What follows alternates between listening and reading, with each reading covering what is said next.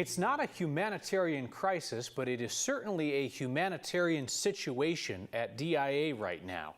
The airport's providing blankets, baby diapers, and other essentials for Southwest passengers who have now been stranded for days. Denver police have been asked to provide extra security for the 10,000 plus bags of luggage sitting out at the airport. And passengers are rightly asking whether Southwest is going to cover the cost of the chaos that they've caused in so many lives. Here's Anusha Roy. It's an unprecedented amount of pain. Those are Skylar McKinley's words from AAA. For many working families, this is going to have devastating economic impact. Today he explained what money you can realistically get back if your flight was canceled, regardless of the reason. You are entitled to a refund under federal law, even if you have a non-refundable ticket. But because airlines generally prefer rebooking or a voucher, McKinley said you might have to push if that's what you want. And to avoid a dreaded phone call, both McKinley and Southwest said to use their online refund form.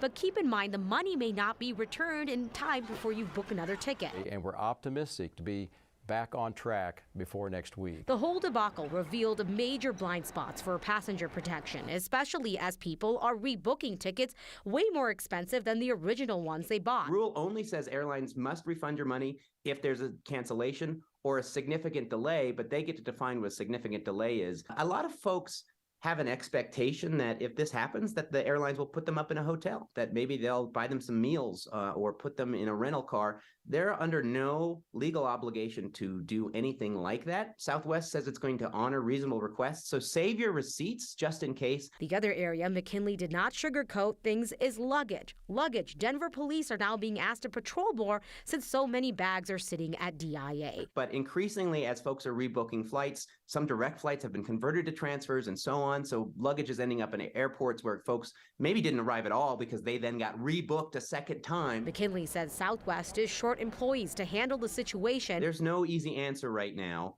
Certainly be in touch with Southwest. And there's a good chance your bag is sitting in one of these piles and for the time being can be tricky to track down. It can be very easy to want to take this out on a desk agent or a customer service agent on the phone or a flight attendant, but they're walloped by this too. This is really not a staff level failure. This is a systems level failure. So McKinley said that Southwest isn't the only airline that was asking a lot of their employees heading into the busy travel season, but those employees, he said, have to be supported. So there was this internal Southwest memo that was sent out a week ago to Denver ramp agents saying that an unusually high number of people were calling out. So then they declared a state of operational emergency where if people called out sick, they had to provide a doctor's note and the company would deny personal absences. It also said that failure to comply would be considered insubordination and then result in termination. Today, Southwest said that that was a routine and agreed to emergency procedure and that it lasted a few days until Christmas Eve. We've been trying for a couple of days, Kyle, to kind of clarify the details on that. Got that this afternoon. Yeah, because we've been hearing for days that before the massive nationwide meltdown, there was that issue here in Denver, right when the nasty cold snap happened, that they were saying, come to work or else. And today you heard from the union for the first time. Yeah, so this is the union that's representing the Southwest ground workers, and their statement said that folks were working 16 to 18-hour days during the holiday season. People were falling sick. Some were even getting frostbite over the last week. What they're really asking for is more protection for ground crews, especially with the kind of weather we were seeing over the last week. Today, Southwest said that they're not offering comments on this topic directly, and of course, we will continue to follow up on that as well. I mean, it's an absolutely understandable concern. I mean, it was 20 below out at the airport.